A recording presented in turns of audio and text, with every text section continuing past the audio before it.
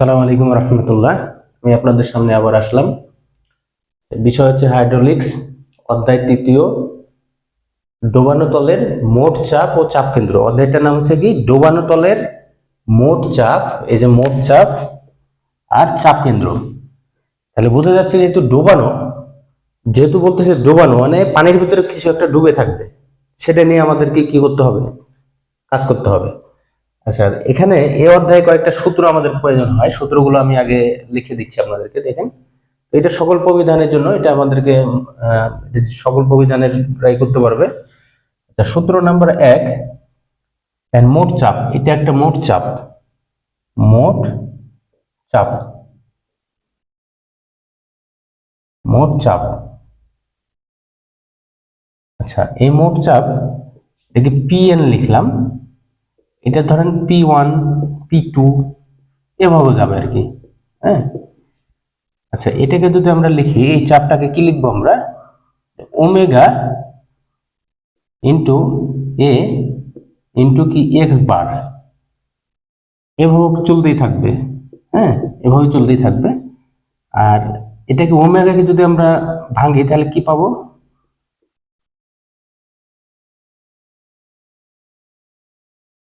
Rho W, S G W.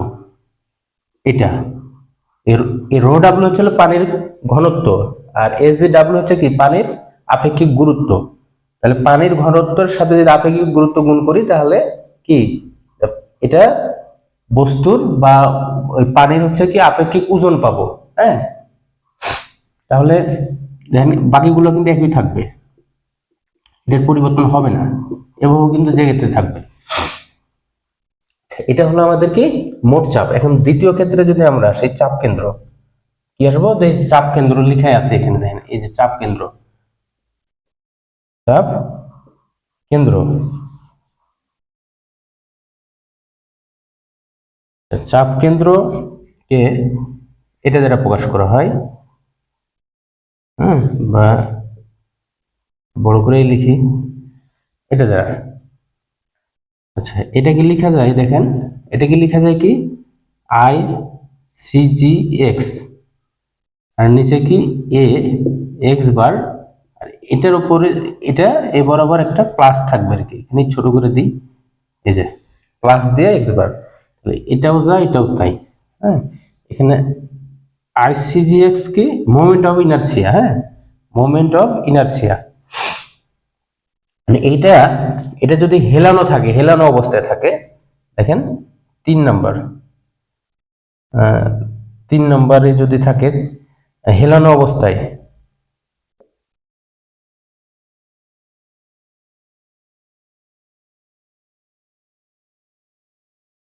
তাই থাকলে চাপ কেন্দ্র,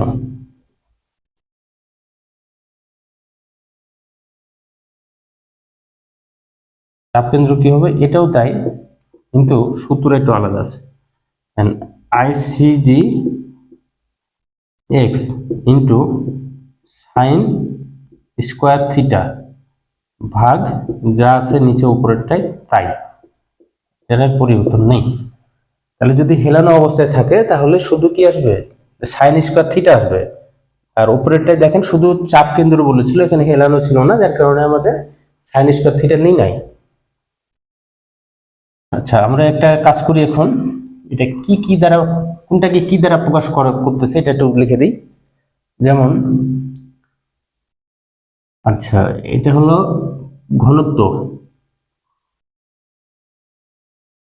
ঘনত্ব পানির ঘনত্ব, পানির ঘনত্ব যেটার মান 1000 কেজি পার ঘনমিটার। আচ্ছা, এটা একটা। আর এ হচ্ছে কি যে সেকশনটা বা যে বস্তুটা পানির ভিতর ডুবানো থাকবে সেটার ক্ষেত্রফল,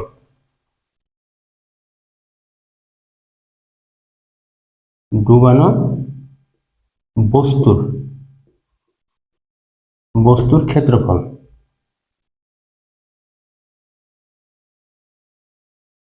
ক্ষেত্রফল। এটা কি থাকবে? মিটার স্কোয়ারে থাকবে এই টাইপের। এক্স হচ্ছে কি? এক্স হচ্ছে ভূমি হতে, হ্যাঁ ভূমি হতে, ভূমি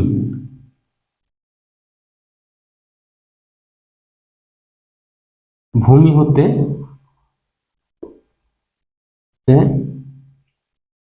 ডুবানো বস্তুর বস্তুর কি মাঝ পর্যন্ত দূরত্ব, মাঝ পর্যন্ত দূরত্ব, দূরত্ব দূরত্ব বা গভীরতা, গভীরতা এটাতে থাকবে মিটারে, এই টাইপের মিটার বা সেন্টিমিটার। আচ্ছা, এরপরে আসি আমরা আইসিজি এক্স, এটা হচ্ছে moment of inertia, moment moment moment of inertia.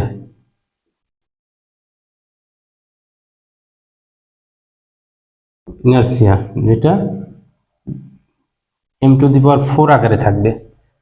আচ্ছা, এটাই তো। আর এটা থিটা, থিটা কি ডিগ্রিতে থাকবে, এটাই।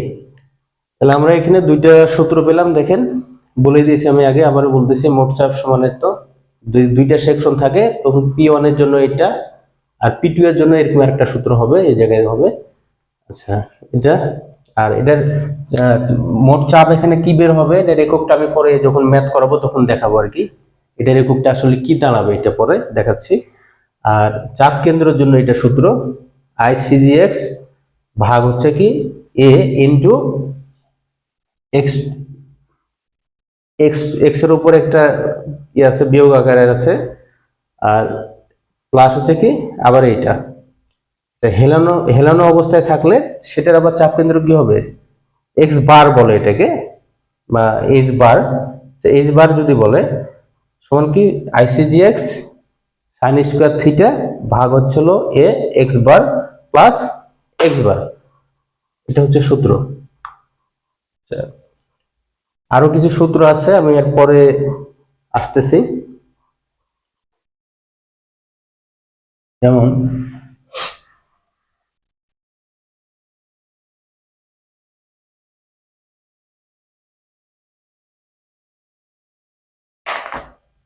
এ সূত্রতে একটা ইয়া ছিল কি হচ্ছে এরকম ছিল আইসিজি এক্স এই টাইপের ছিল। এখন এটা যেহেতু মোমেন্ট অফ ইনার্সিয়া, এটার জন্য আমাদের কিছু সূত্র প্রয়োজন হবে, শুধু এটার জন্য, বাকি কিন্তু সেম থাকবে এটার জন্য। যেমন আচ্ছা, এক নম্বর যাই আমরা, সেটা ধরেন বৃত্ত, এটা ধরেন বৃত্ত। এখন বৃত্ত তো এটা কি, এটা এইচ, এটার উচ্চতা এইচ বা ব্যাস এইচ। এটার জন্য কি করতে হবে, আইসিজিএক্স মোমেন্ট অফ ইনার্সিয়া কত, এটার এই বৃত্তের জন্য আর কি, বৃত্তের জন্য moment of inertia I CG x সমান হচ্ছে পাই। আচ্ছা, এইচ এইচ টু দি পাওয়ার 4 ভাগ 64 64 নিচে, এটা হচ্ছে বৃত্তের জন্য। আচ্ছা, দুই নম্বরে আমরা আসি। দুই নম্বরে আসি ত্রিভুজ, এটা ধরেন ত্রিভুজ,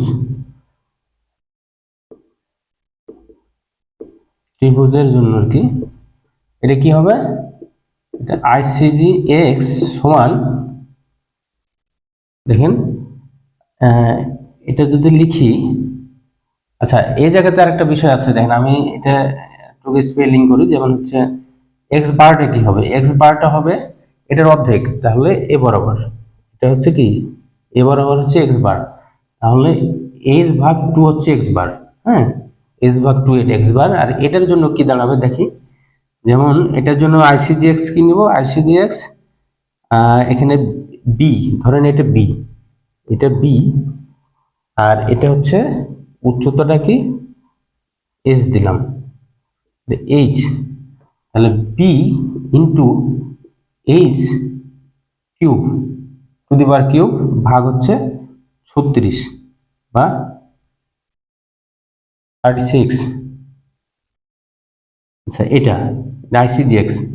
আর এটার জন্য এক্স বার, এটার জন্য এক্স বার কি হবে, আমি এই মাথা থেকে যখন নিচের দিকে নামবো, দেখেন এদিকে কিন্তু ওপরে কিন্তু ভূমি থাকে, হ্যাঁ, এদিক থেকে আমরা এটার মিডিলে আসবো। তো এটার জন্য কি হবে, এটা 1/3 হবে, 1/3 এইচ।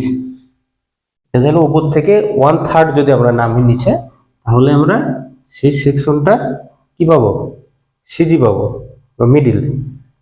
আর একটা এটাকে আরেকটা এভাবে লেখা যায়,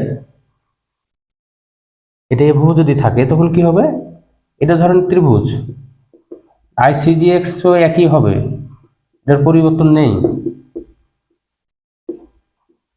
কিন্তু পরিবর্তন আছে কোথায়, এই যে এটাতে এক্স বার, এই যে এক্স বারটা, এই এক্স বার যেটা আমরা লিখেছি এখানে, এই এক্স বার সমান হয়ে যাবে তখন, আমি যেহেতু এই মাথা থেকে নামতেছি, দেখেন এ বরাবর থেকে নিচের দিকে নামতেছি, আগে ছিল এটা মাথাটা চিকন ছিল, কিন্তু এটা মাথাটা মোটা, এটা মোটা থেকে নিচের দিকে নামতেছি, এটার জন্য তখন হবে কি 2/3 ইন্টু কি এইচ, উচ্চতা বরাবর নামতেছি এখান থেকে এদিকে এইচ, আর এটা হলো বি, এটা হচ্ছে বি, আর এটা হলো এইচ, 2/3 2/3 এইচ বরাবর যদি আমরা যাই, তাহলে সেটার আমরা কি পাবো, সিজি পাবো। তো এটা হচ্ছে সূত্র, এই সূত্রগুলো আমরা নোট ডাউন করে নিব, এই সূত্রগুলো আমাদের বারবার লাগবে অধ্যায়ে, হ্যাঁ, কয়েকটা ম্যাথ করাবো, ইনশাল্লাহ হয়ে যাবে, ক্লিয়ার হবে একবারে। তো ঠিক আছে, সকলকে ধন্যবাদ। আপনারা এই প্রশ্ন, এই ভিডিওগুলো আপনারা হচ্ছে একে অন্যের মাধ্যমে ছড়িয়ে দিবেন মাঝে, যাতে তারা উপকৃত হয়। আমার উদ্দেশ্য হচ্ছে যাতে ডিপ্লোমা ইন ইঞ্জিনিয়ারিং সিভিল ডিপার্টমেন্টের সমস্ত যেগুলো ক্রিটিক্যাল সাবজেক্ট আছে সবগুলো আমি 1 বাই 1 সমাধান করব, এবং জেনারেল এসএসসির যেমন হচ্ছে ম্যাথ, ফিজিক্স, কেমিস্ট্রি, হ্যাঁ, এইচএসসির ম্যাথ, ফিজিক্স, কেমিস্ট্রি, এগুলো নিয়ে আলোচনা করব, মানে এগুলো আমি সমাধান করব, হ্যাঁ, উচ্চতর গণিত থাকবে, এগুলো 1 বাই 1 করব। ঠিক আছে, সকলকে ধন্যবাদ। আসসালামু আলাইকুম রহমতুল্লাহ।